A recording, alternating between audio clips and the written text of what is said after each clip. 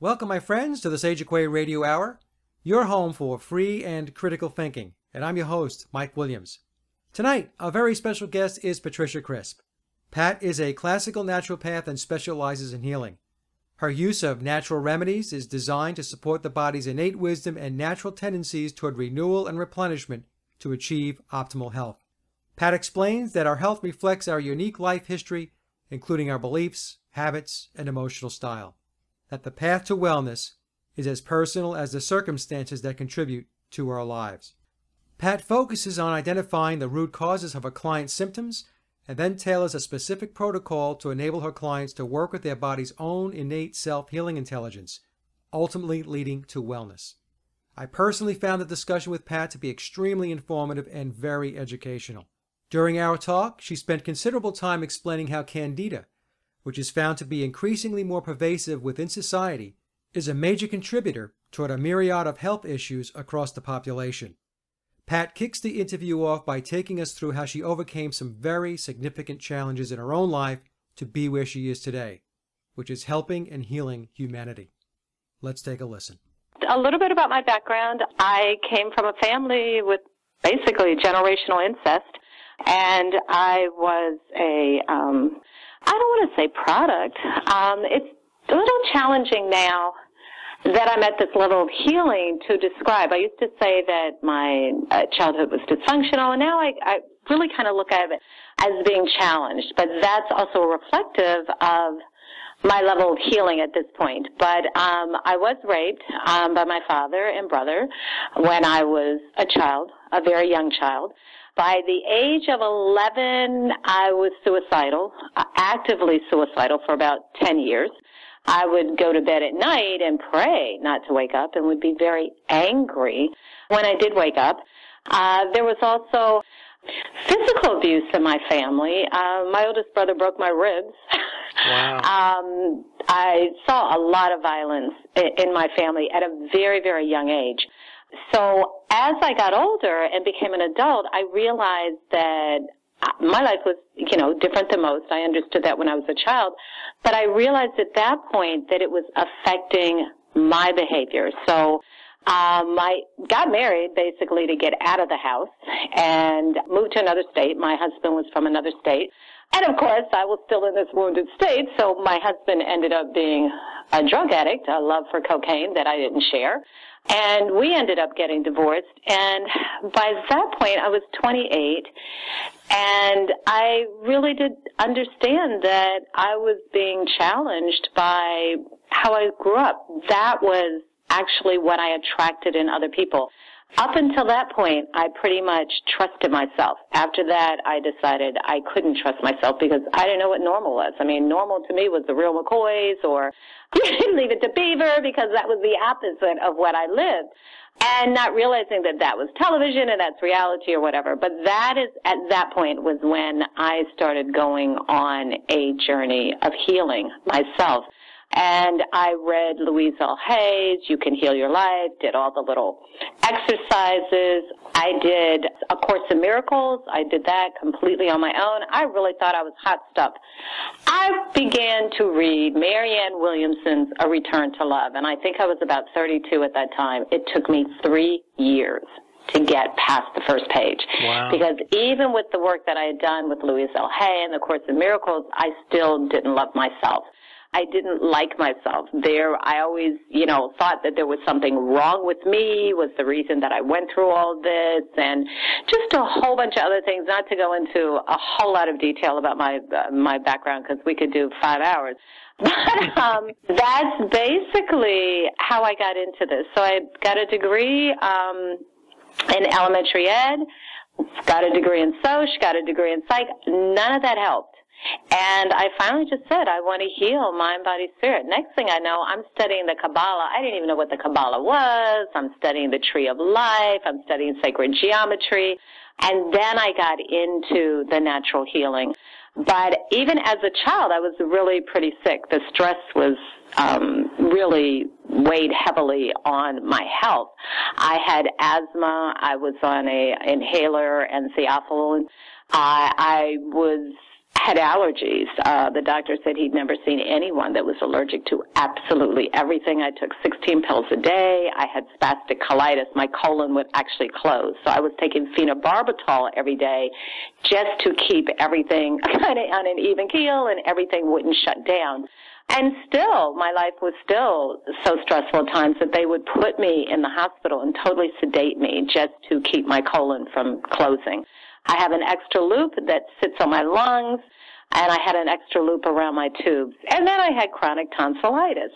So with Louise L. Hay's book, it actually helped me to recognize the emotional root to all of those, which were absolutely on target. But it's also how I got rid of all of them.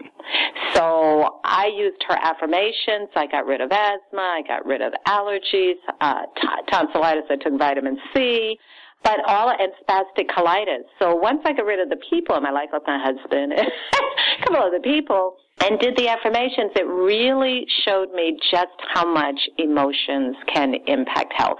And people that I grew up with look at me now and they're like, wow, I can't believe you aren't taking these meds, you aren't sick, and da-da-da-da-da.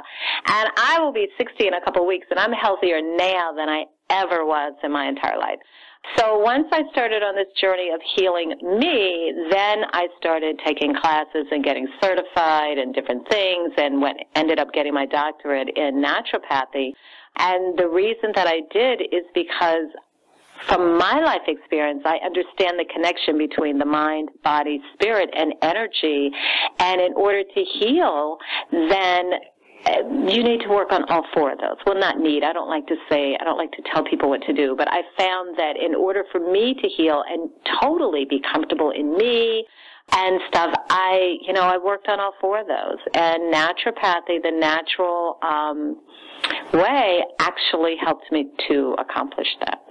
Now, Pat, when we talk about naturopathy, some folks in the audience may understand what it is, and there are going to be others that really, they've heard the word, but they don't really know what a naturopath does. Could you maybe describe that a little bit? Sure. I am a classical naturopath, meaning that I believe that the body can heal itself. If the body can flow and it can communicate, then it can heal itself. So basically, as a practitioner of naturopathy, what I do is I tap into a person's energy field. I want to see where the blockages are, what it's going to take to remove the blockages, get the body doing its own thing so that the body can heal itself. I am in the natural field, but I also do have respect for allopathic medicine, which is traditional doctors, because I tell my clients, if you have a broken arm, go to the doctor. Let him set it, because I can't set a broken arm, but I can give you something that is going to help it heal quicker and give you something for pain that you will not get addicted to. So ideally, even though I am a classical naturopath and I truly believe that the body can heal itself, there are times when I've told my clients, okay, you need to go see a medical doctor for this, let them handle this, and then I can help you with this. Okay, and so that's good because you're bringing that balance, and it's excellent, in fact, because I know I speak to some folks and they're just so adverse to Western medicine, but the truth of the matter is there are some good things with Western medicine, and if you need help, you need to go there. So that's great. But let me just ask this question. You mentioned about tapping into the energy field, and how do you do that? Yes. I do it a couple of ways. I had no idea. I am called a medical intuitive. I had no idea what that meant. I just know that since I was a young child, well, first of all, I was told that I have a very high IQ. The last time I've always had a high IQ, but I think it's this intuitiveness that actually increased my IQ.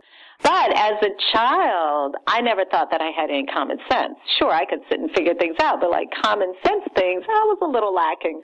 So I always thought that it was God's way of guiding me. So if there were things I didn't know, I would just ask, and the answers would come. So it wasn't until I was an adult that people started asking me, like, how do you know this? And I'm like, well, how do you not know? Yeah. Okay. And that was when I was married, I lived near Atlantic City, New Jersey, and I went to the racetrack for the first time, and So I just looked at the horses, and I won the trifecta, and I won every race. Well, for me, I didn't notice that. I just noticed, oh, good, I'm running down, cheering my little horse on. So after a while, one of the guys that worked in the track was a friend of my husband's, and he started coming to the house, and he's like, can I take Patty to the track? Because he noticed that I always won. I could just look at things and know. So then I started having people calling me from tracks all over the country. We were going to win. And I just, give them the list, I could tell. Even now, I can, if I don't watch I don't see a lot of movies. I love movies. I just don't get out as much as I would like to. I'm changing that. I'm bringing more balance here.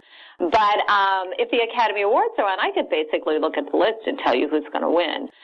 So that, to me, is tapping into this energy field. I was raised Christian. My father was a Methodist minister. My godfather was a bishop in the United Methodist Church. So I was raised in the church. But then all these things were happening to me and all this stuff, and I just couldn't. It was never wrong. So I took a world religions class during my Soc degree, and I studied 7 of the top world religions. And I was doing my term paper on white and black magic in Africa. And halfway through my research, I said, wow, this is the same thing that Christianity is based on. When I started looking at all the religions, they basically have the same basic principles. So it totally changed my view on life. So my belief is that there is one creator, and man has found many ways to worship, and so I honor all religions. And in that, God or the creator is an energy. It's not a person. For me, it's an energy that is in everything. So that means, like, I teach some classes, like I teach dowsing classes and energy classes, and I tell my students, by the end of this class, I want you to understand and accept that the difference between this dining room table and my body is just the form that it takes. There is this energetic life force out here that is in everything. So as a child, I used to run into tables and I'd apologize. Just intuitively, I knew that everything had a life force. And so that's what I tap into, because that's our life force, our energy, our body. When we die, our bones and flesh disintegrate and go into the ground. But that life force is an energetic force, and it moves on to another realm. Now, where that goes, I don't know. I don't get into that because no one has come back and told me anything. My belief is that if I do the best that I can in this life, then wherever my spirit goes, it will be rewarded. So that's kind of how I used to believe in heaven and hell, but I also was convinced at 7 I was going to hell. So this is actually a lot better and a little more motivating for me. But that energetic force, it's just in everything. It's what gives everything life. And so with dowsing, I use a pendulum, and Einstein said everything is energy. And I said, well, taking it a step further, it means it's a frequency, and frequencies can be measured and manipulated. So I actually use a pendulum to measure and manipulate frequencies using dowsing. Now, what do you do with the dowsing? With dowsing, I can pretty much do anything. Right now, I call myself a ghostbuster. People will call me. They may have poltergeists or whatever in their houses, and I can just release it with the pendulum. But I can actually measure the frequency of disease. Raymond Grace is fantastic. If anyone wants to Google him, he's just wonderful. He has brought dowsing to the forefront. And he has little books that are very, very helpful. And Walt Whitman, I think is his name, that has the dowsing chart that I use. It's a friend of Raymond Grace's. But on this chart, there's actual frequencies. So disease, everything has a frequency. Disease is between 18 and 22 on this chart. So if I'm measuring my liver, I can see if it's in the perfect frequency, then there's no imbalances there. But if it's off, I can actually see to what degree it's off. I can also use dowsing to see whether it's in the cells or whether it's outside of the cells. So if there's a pathogen in the liver and it's in the cells, there's only certain modalities that penetrate the cells. Herbs is not one of them. Okay. Homeopathy does. So knowing, and I can just douse and see what's the level of homotoxicology. If it's 1 to 3, it's outside of the cells, and that will tell a person what modalities they can use to heal. And if 4 to 6 is inside the cells. So basically with dowsing, you can find out anything. Now, when you have your clients come in and you talk to them about the fact that we are energetic beings and we talk about frequencies and vibrations, do you find that most clients are understanding, or do you have to give them a little bit of education to get their heads wrapped around what that means? It's half and half. I also have a scan that I run on my clients. Peter Fraser, an Australian, he had a disease and chronic fatigue, and he couldn't heal himself, and neither could the medical doctors. So he actually went on a 25-year journey to heal himself. And what he did was he mapped the entire human body field, which is the 144,000 electrical pathways that control the body. So my scan actually kind of works like an MRI, and people put their fingers on it. It's like an apparatus. It's an oversized mouse, and it scans their human body field and then matches it against a perfect human body field that will allow for individual variation. On this scan, everything comes up: mental, physical, emotional, spirit, everything. I can look at organs, like it's color-coded. And it's designed to show the order that the body heals, because the body does have an order that it wants to heal in. And it's color-coded to show the root, because take arthritis, for example. People tell me, I have arthritis. Well, arthritis can be virus, it can be bacterial, it can be too much calcium, not enough calcium. It can be heavy metals. It can be diet, or a combination of the above. So for me and how I deal with my clients, I need to know the root. I want to find out what caused it. So I'm going to use all kinds of tools, my scan, dowsing, to find out what is the root to the arthritis, and then go from there. So with the scan, it comes up. So by the time I explain the scan, they pretty much know energy, because I'm basically measuring their energetic field. And then when it comes to dowsing, I explain to them, because I always put together, when I do a protocol, I want to make sure that it is in the perfect frequency. There, 0.5 on this chart is the perfect human frequency. So I want to make sure it's in that frequency. So I use a combination of my scan, the dowsing, and intuitively. And men are actually easier than women. Because men are funny. Because I'll just do it, and they're like, okay, I'm not sure what she did, but everything she told me, she was accurate, and it works. And that's, men sometimes tend to be much more goal-oriented than women. Women have a lot more questions. So it's actually easier with men than it is with women. Interesting. Now, do you have to get into conversations with some folks? I know I do when I do some of my work with regard to what people are taking into their body, what they're ingesting that could very well be causing problems. And I'm talking about things like the fluoride in the water, the genetically modified foods, electromagnetic frequencies, and stuff like that. Do you get into that with your clients? I do, because on my scan, there's one page that is nothing but environmental, so it will actually give the radiation, the types of radiation that the body does not want, that's in the body, all types of environmentals. It also goes into, there's another screen for nutrition, so I can see what vitamins and minerals our body is metabolizing, what it's not metabolizing, whether it's, carbs are being metabolized, whether there's lactose or gluten intolerance, all of that. Everything comes up in the scan, and then I get into that. And then candida, which to me has it's at epidemic levels at this point in the country, and that's because, candida has always been around, which is too much sugar, an overgrowth of sugar in the body. But I think once they allowed high fructose corn syrup into the food supply at the level that they did, it has become epidemic.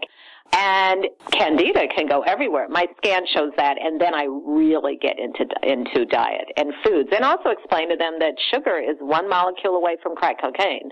And I said, just try to go 3 days without eating sugar. And then once I explain that sugar is honey, agave, all of that, plus all your carbs, I break it down. All the sugars, your carbs, and alcohol, if that is 50% or more of your diet, most likely you have candida. What are some of the symptoms of candida, Pat? Actually, there's quite, and I have a list right here because I just sent out an email to my clients, and just a little bit more information about the other things you asked about. GMOs, I send out information. I have an email list of over 500 people at this point, and I am continually sending out the latest research and information on genetically modified foods, EMF. Like in my house, I do not use Wi-Fi, and I have information on that. There are certain foods. Wheat is wheat is a problem in the food now. Most of the wheat is adulterated. All the corn in this country is genetically modified with the exception of organic corn. But then I also caution people about organic corn because you can also get parasites from organic corn. So one way to keep parasites from forming in the body is keeping everything moving. What you eat today should be coming out of your body tomorrow. And it shouldn't take longer than 24 hours because there's absolutely nothing that we eat that takes longer than 12 hours to process when your digestive tract. But some symptoms of candida are headaches, migraines, attention deficit, hyperactivity, mental fogginess, poor memory, chronic fatigue, numbness and tingling in extremities. Fibromyalgia, I'm always looking at candida. Diarrhea, constipation, bloating, acid reflux, intolerance to carbs and fibers. When someone has candida and it's been there long term, the person can also develop allergies to foods. Food sensitivities, asthma, allergies, scaly, itchy skin, vaginal discomfort, PMS, endometriosis, and infertility. Candida can also be passed between sexual partners. So if one has it, I put the other one on the candida diet as well. And when I'm looking at children, infants and toddlers with asthma, I'm looking at candida because it can be passed from the mother to the child. Diaper rash, cradle cap, impaired memory, brain fog, depression, slowed reflexes, anxiety, panic attacks. It decreases sensory acuity. It can make people crave alcohol, crave sugars, crave smoking, decrease sex drive. It also lowers the body's immunity response to yeast, but also to infection in the body.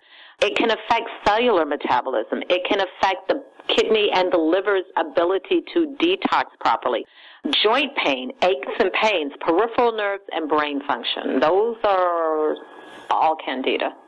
Now, Pat, does Western medicine test for candida, or is this something that essentially flies under the radar with Western medicine?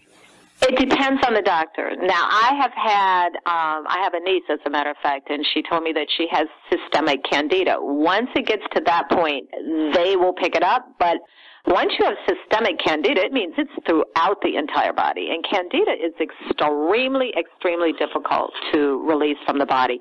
Now, I had another child. The mother sent me a text a couple of weeks ago and said that her daughter had a rash. I already knew the daughter had candida and asthma, eczema, hasn't taken her off the sugar. And she's 3 years old. So I said, send me a picture. And I looked at it. I said, oh, yeah, that's eczema. I said, take her off the sugar. The grandmother was upset. She's like, oh, let's take her to the doctor. So I took her to the doctor. And the doctor says, well, maybe she was allergic to the strawberries you gave her the day before. And so I told the father, I said, take her off the sugar. What else did I have him? I had him give her, wild oregano oil, because I doused in wild oregano oil. I said, just put it on your skin and rub it in, because there was no way she was going to drink wild oregano oil at 3 years old. He said it started going away immediately. Amazing. So he stayed home and kept her home from the grandmother would babysit during the week. So he stayed home with her, and the next day it started clearing up. But he asked the doctor, and the doctor had no idea what candida was. So there are some doctors out here that are aware and some that aren't. You have to just bear with me here, maybe my own ignorance, but is it considered a fungus? It is a fungus that mutates. Okay. It's a fungus that will mutate to, it can mutate to a parasite. or to yeast. And that's what makes it more challenging now, because even the allopathic medicines, candida now has become resistant to many of them, and even the traditional with a holistic. So the diet for it is absolutely horrendous. I mean, the do not eat list has expanded. I was just going to ask you that. What is the diet like? Doesn't sound like you can eat too much. And no peanuts, no peanut butter, no pistachios, but you can eat other nuts. No alcohol in all forms, including mouthwash. You don't want alcohol in mouthwash. Coffee, black tea, this is all the no list. Coffee, black tea, cider, root beer. Aged, moldy, and processed cheeses.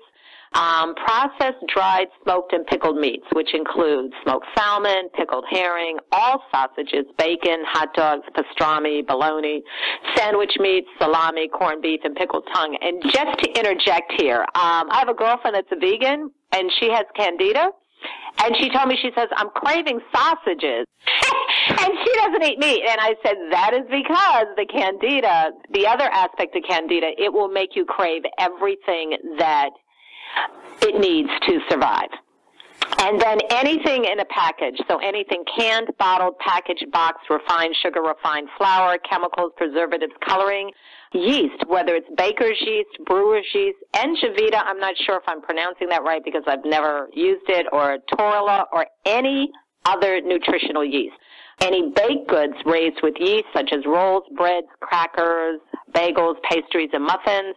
All vinegars, white vinegar, red wine vinegar, balsamic, apple cider, mayonnaise, commercial salad dressing, ketchup, Worcestershire sauce, steak sauce, barbecue sauce, shrimp sauce, soy sauce, mustard, pickles, pickled veggies, green olives, but you can use black olives that have been packed in water, or olive oil, and actually candida does not like coconut oil nor olive oil. Relishes, horseradish, mincemeat, chili sauce. Eliminate all mushrooms, including Chinese mushrooms.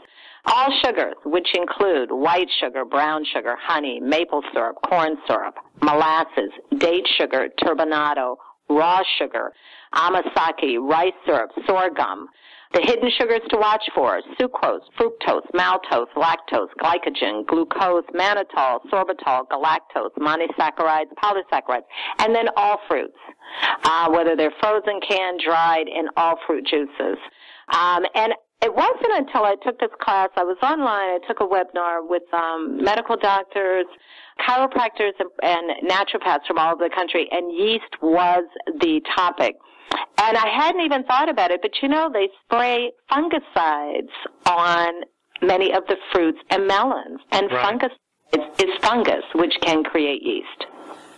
Interesting. So not only is it the sugar that's in the fruits and the melons, but it's also the fungicide that they're sprayed with. So that's the no list. Then I also, if my clients go on it, then I will also go through just a food list, because some foods they have developed an allergy to because of the candida. And I just had a couple in my office last week, and both of them went on the diet for 6 weeks, and the husband said he thought I was joking about how addicting sugar was. He actually went back to smoking cigarettes. He said after 3 days he could not believe how much he was craving sugar. But he also said, I do have to say, I feel so much better. And he's able to eat some foods now that he couldn't eat before he got rid of the candida. Very interesting. And it sounds like the short list of what you can eat, we can write on a Post-it pad. Yeah, you know, it's actually good forms of protein, basically all the leafy green, green vegetables and stuff, and then good fats. So, and if you're looking to balance hormones, good fats and proteins are good, and oils. The good fats and the oils, because it doesn't like that. So yeah, it is. And I tell people, it's ugly. Okay, this is not an easy diet. I actually went on it myself. I was like, oh, okay.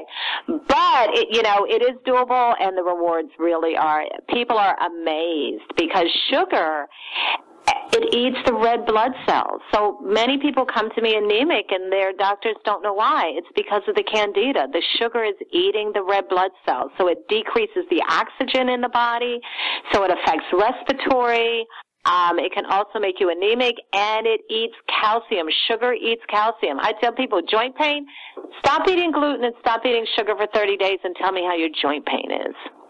Wow. And many times that's all they need. And it's very prevalent, you're right, because I'm not an expert on it. I'm getting very educated here with our discussion, but I've been reading a lot about candida on natural health sites, and it's very, very pervasive. Yes, yes. And I think that when high fructose corn syrup, which no longer is, the FDA in November, I think it was, of 2011, ruled that they could not advertise high fructose corn syrup as sugar anymore. But by that time, it's pretty much done its damage, and it's still in a lot of items. So high fructose corn syrup, from my knowledge, has mercury in it, which is a neurotoxin, and it has additives to make people crave sugar. So it's great for selling products, but it's not good for the health of America. And then it's also candida is tough. I mean, it's really tough because you have to get the candida down to a manageable level because the body needs a certain amount of bad bacteria to balance. So it's a matter of getting it down to a level that the body can handle. And then the other part to that is sugar addiction. Because when someone has candida, most likely they are also addicted to sugar, and that's a totally different thing. So I tell people, stay on the diet until you can walk into a store and not buy that bag of M&Ms or whatever it is that you can't go into a store and not buy. How about artificial sweeteners, Pat, like aspartame or sucrose? Now, I know those products unto themselves are not good for you, but are they contributors to candida also, or no? They do. Well, some of them are carcinogens, and then some of them contribute to candida as well, and then some of them actually can give you, can actually increase weight. So it actually does the opposite. As far as a substitute, xylitol made from birch is an excellent substitute, and your dentist will love you because it really does help as far as cavities and healthy mouths. And then but be careful because they make a lot of it from corn, and if it's made from corn, make sure that it is not genetically modified, that it is organic corn.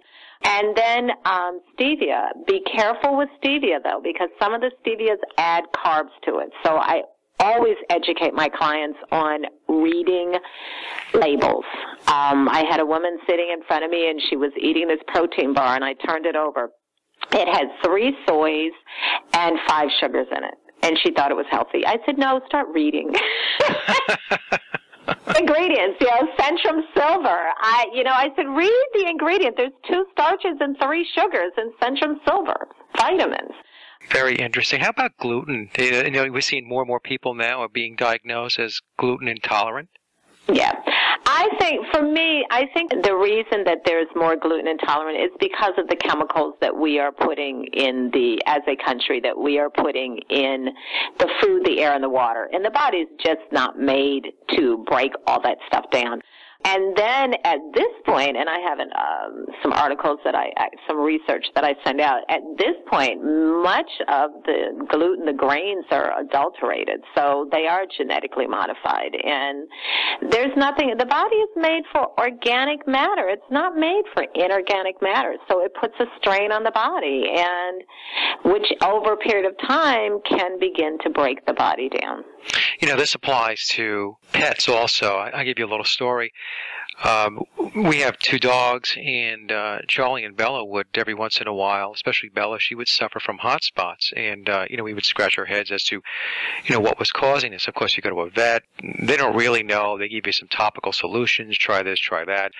You know what the answer was? The answer was to move away from the dog foods that they're selling in the supermarkets and to go to a grain-free, all-natural dog food. Yep. And when we did that, the improvement in the dog's coat, the hot spots all went away. The dogs were just healthier. They felt better. You could just tell. They weren't, the scratching stopped. That's the other thing. They used to scratch incessantly. And as soon as we got rid of all that old dog food and we got the grain-free, natural dog food, everything cleared up, and the dogs are two happy campers today.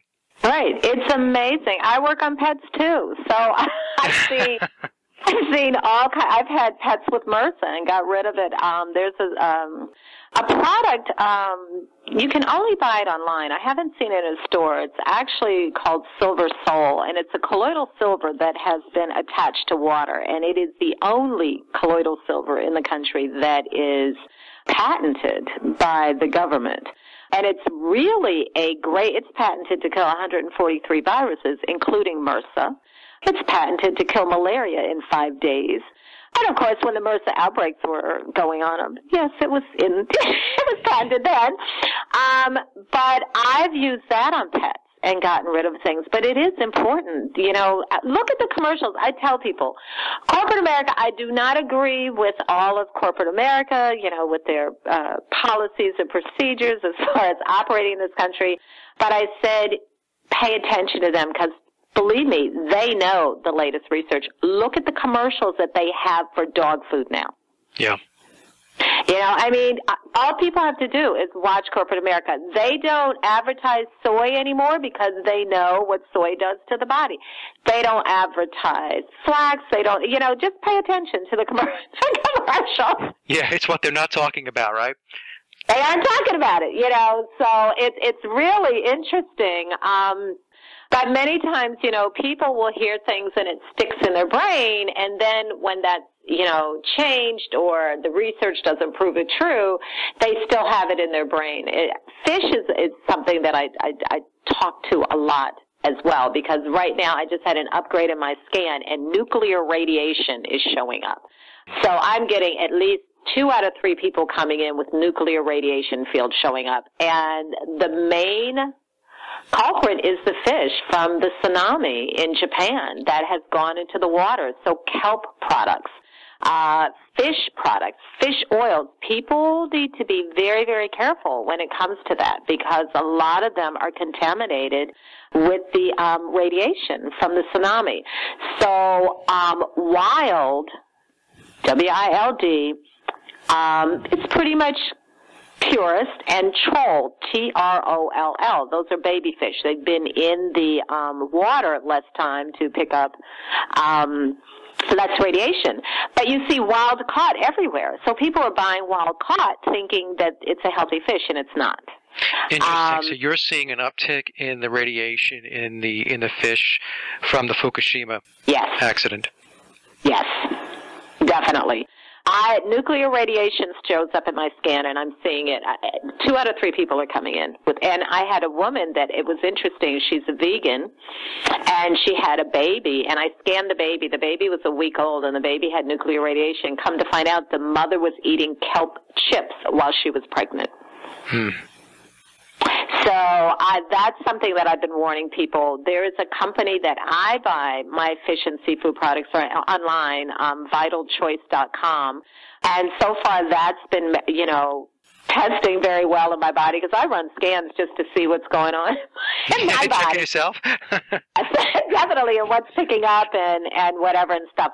But that wild caught, that's not the healthiest way. Wild, just plain wild. And that's an example of people hearing something or seeing something and not really reading or listening to the whole thing, and they hear part of it. And corporate America is good at what they do. They are good at making money, so they, sometimes bank on people not doing their due diligence or not paying fully attention to what they're hearing or reading, and they're making money, but in the meantime, America's health is not the healthiest.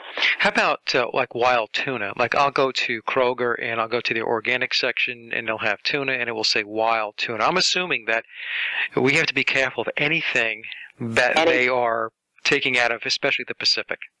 Right. So I get mine from Vital Choice there in Alaska, and that's where they're fishing right off the coast of Alaska. They freeze it, and they send it to you in coolers on dry ice. So it's never thawed either, and that's the other thing that I caution my clients. When you go into Whole Foods or some of these other stores, most likely that fish has been thawed. You do not want to refreeze it, because then you run the risk of freezer burn as well. Okay. So I teach dowsing, too, because all you have to do is sit there and douse and ask what's the frequency of that food. I test everything, because everything that you put on or in your body is either going to increase or decrease your life force. It's just a degree. But everything, and there's nothing in between that. I mean, everything that everyone puts on or in their body is either going to increase or decrease their life force. Yeah, it's so true. And I have these discussions with folks also, and I try to explain to them that anything you're putting into your body that you shouldn't be putting into your body then has to spend enormous amounts of energy trying to figure out what to do with this stuff. Right. Right? Right. And that's energy that's wasted, because if you weren't doing that, your body would have much better places in which to apply that energy. But, I don't know if you find it, I'm sure you do. Sometimes some folks, though, they do not listen. They just go about their way, and they'll continue to be happy complaining about why they don't feel well, or why they have pain, or why they feel foggy or depressed or fatigued, whatever it may be. So I don't know. I'm sure you run into those types of situations as well. One thing is candida. I always tell people, I laugh because the emotional root. Well, that's the other thing. I explain to my clients that every disease has an emotional root to it, and every organ. This is my belief, and I mean, in this field, it's pretty standard. And every organ has an emotional belief. So guys think I can read their mind. No, I can't read your mind, but I can read your body. So you tell me all the physical ailments you've had in your life, and I can tell you what your life was like. Pretty much it takes 12 to 18 months for a trauma to manifest as disease in the body. So if someone comes to me with diabetes, and it started this year, I'm going to ask them what happened between the summer of 2012 and the beginning of 2013. And 9 times out of 10, they immediately can come up with something. I said, well, that's what created the diabetes. That's the emotional root. So I do a lot of explaining with my clients. My initial consultation is a minimum of 3 hours. My follow-ups are usually an hour and a half to 2 hours, because wow. I do want my clients to understand their body so that they can make informed decisions about what to do with their body. And just so that they can see mentally, physically, spiritually, and energetically what's going on with their body, and by the time they leave, they really do understand their body. But going back to candida, the emotional root is resistance. So when people have candida, I'm like, oh, well, yeah, candida wants to stay, so it makes you crave all the foods that it needs to stay, and then it creates emotional or mental resistance. So some people that are stubborn, I'll just look, and if candida comes up, I'm like, okay, and I just, I tell them, I said, these are what I'm suggesting, and da-da-da-da-da, and I am real about things. I don't ever tell anyone things. If it's challenging, I tell them, listen, this is, this is ugly. This is a challenging, and, and whatever. And even healing, I tell people, healing is wonderful when you get to a level where you can actually breathe, and this journey is fun. But sometimes it's not always fun getting there. Yeah. And I let people know that. I said, it is a journey, and it's not always fun. But I don't believe that pain is motivating. So the modalities that I use, I specifically research so that there's the least amount of discomfort along this journey, because it's just not motivating to me. Pain is not motivating. It's interesting, you had mentioned that the candida actually creates demand in order to survive and to live and to stay within the body. It's almost a little creepy. It is. It's one of the most challenging things. And of course, sugar, although the government just changed, they have changed the category that they place sugar in. They've linked it to just about every major disease now, and they're actually going to be changing the guidelines for sugar. So I'm like, yay! Yeah. Baby steps. We are, the research is there. They're even saying that cancer is going to increase 50% in the next 10 years, I think it is. So they said they're now going to look at preventative medicine, which is our field. This is my field, is what they consider preventative medicine, which is great. I think the last time I actually looked at the research, I think the United States was like 8th or 9th in the cost of healthcare, and we were in the world, and we were like 38th or 39th in the quality of healthcare. So the system isn't working. No, the well. system is not working too well. That's exactly right.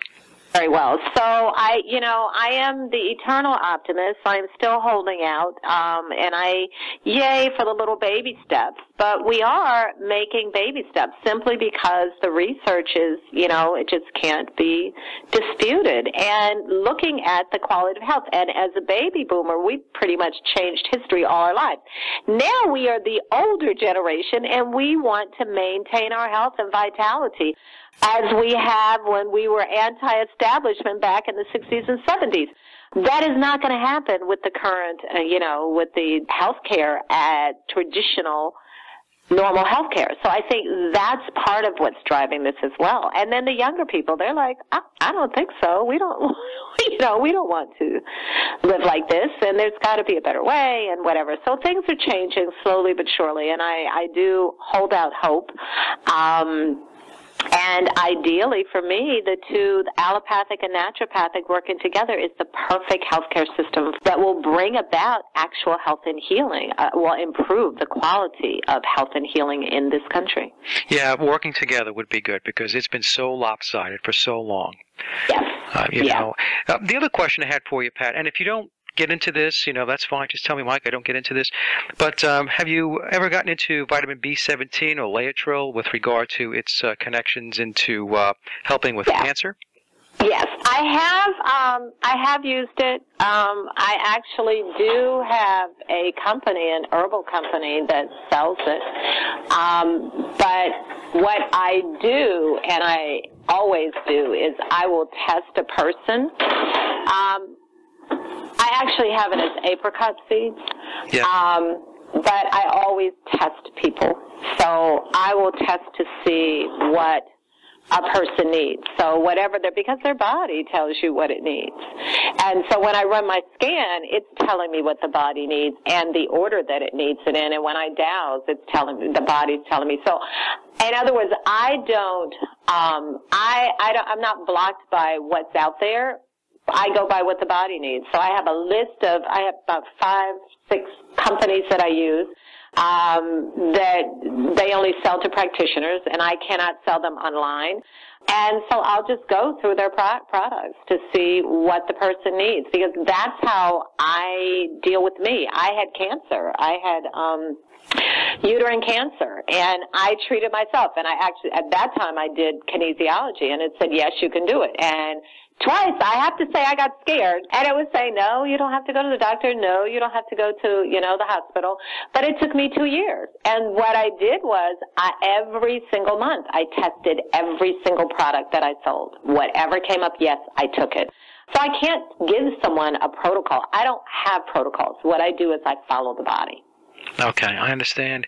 The reason why I'm asking the question is I've seen that it has been essentially taken out of the diet, just like iodine has been essentially taken out of the diets, and people are deficient in iodine, which is very helpful to the immune system. And so are you seeing these deficiencies? I see deficiencies, and I also see the body needing it as a tool for healing. Mm-hmm. So sometimes it's not a deficiency, it may need more. I see. What it's getting. So I've seen it both ways. I see. Okay. To go back to, you were talking about healing, I usually have my clients either bring in a list or email me a list of all the supplements that they are taking, and then I dowse.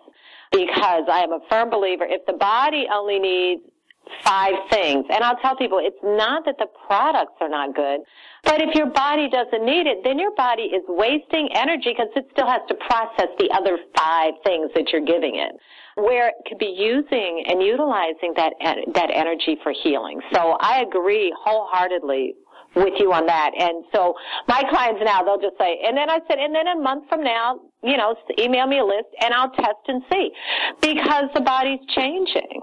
Whether it's for the better or for the worse, but the body is constantly changing, and what it needs changes. And my philosophy is to get people off of everything. Even no one should be on 50 supplements. No one should be on an herb for 4 or 5 years. Herbs are made to heal the body, and if you're on an herb for 4 or 5 years, it's not doing its job. You need to check and find something else. So I'm a firm believer in that. Minerals, that's another thing because, the ground is getting so depleted now that even eating healthy, it's a little challenging to get the minerals that we need and in their proper proportion. And then, the typical American lifestyle is a little stressful, so we kind of eat some things. But I eat certified organic. There's nothing, the only thing in a package in my house are some teas. I'm trying to think of anything else. That's about it. I do have some stevia for people that need sugar, and I have a thing of honey that I don't use, but a client gave it to me, so if I have guests that want honey. But I've been eating certified organic fruits and vegetables since the 80s. Wow. Okay, so 30 years. Yes, so I don't, and that's what I eat. So, and I can tell the difference. I do go to restaurants. I'm very particular about what restaurants I eat in, and then certain foods that I will eat in the restaurants and stuff. But I'm very, very cautious and have been eating certified organic because my body reacted to insecticides and pesticides back in the 80s. And my doctor was from Austria, and she recognized it immediately. I had a Granny Smith apple that wasn't organic. She said, "Oh, what'd you eat?" And I told her, and she says, "Okay, you have to eat certified organic." So that's what I did. It's interesting. I've only changed my diet significantly organic also going back about 2 or 3 years ago. Before that, I was eating everything that everybody else was eating, and I was paying the price for it. And then when I changed my diet, all of a sudden, all those things, little pains, especially the fatigue aspect of it, went away. Yep. So, like 2 or 3 o'clock in the afternoon, if you're eating all the other junk, you feel like you got to go to sleep, take a nap, whatever it may be. And as soon as I got rid of all that and I started eating right, I no longer had that sluggishness or that fatigue at, midday. Sometimes I'll have clients and they'll just, they'll call me on the phone, they're talking about it, and I said, you know what, just stop sugar and gluten and lactose. I'll take them off of lactose for a month and then call me back and tell me how you feel. Because sometimes that's all it takes. And nothing against cows. It's just that all the stuff that they're giving cows now, and I tell people here in North Carolina, there's a lot of goat farmers, and I don't know how many people know because I didn't know. It was years before I found out that the goat milk is the universal milk. Every mammal, mammal, on this earth can drink goat's milk. So there's a lot of organic goat farmers here in North Carolina, and I tell people, I said, call a goat farmer up and go and get goat milk or goat product, because many times when people are lactose intolerant, they can eat the goat milk, drink the goat milk, eat the goat cheese, eat the goat yogurt, and it won't bother them. Okay, this is very good to know. I just wrote that down for myself. Well, Pat, this has been really fabulous. Really, this is very, very educational. And, is there anything else you wanted to talk about? No, that's it. My philosophy, what drives me, a friend of mine just asked me the other day, he said, why do you do what you do? And I said, because I firmly believe that everyone, no exception, was put here on this earth to enjoy this journey. So my goal is to help as many people as I can enjoy this journey. Excellent. And your website is patcrisp.com? Yes, and Pat, I would love to have you come back at another time because there's so much to talk about. And as I mentioned, it's very, very educational. Okay, thank you. I would love to. This was fun. It is fun, isn't it? Thank you for thinking about me and inviting me. This really was fun. Absolutely, absolutely. And I will certainly have you back again. All righty. You have a wonderful day. Bye-bye, Pat. And that concludes my discussion with Patricia Crisp, and I hope you enjoyed the interview as much as I did. Pat's website can be found at www.patcrisp.com. And as always, I'd like to thank everyone for listening and for visiting the blog, The Sage of Quay. Also, please take a listen to my album, Leaving Dystopia, by heading to laboroflovemusic.com. And remember, live in truth and always serve creation. It's really that simple. See everyone next week. Be safe, enjoy, and God bless.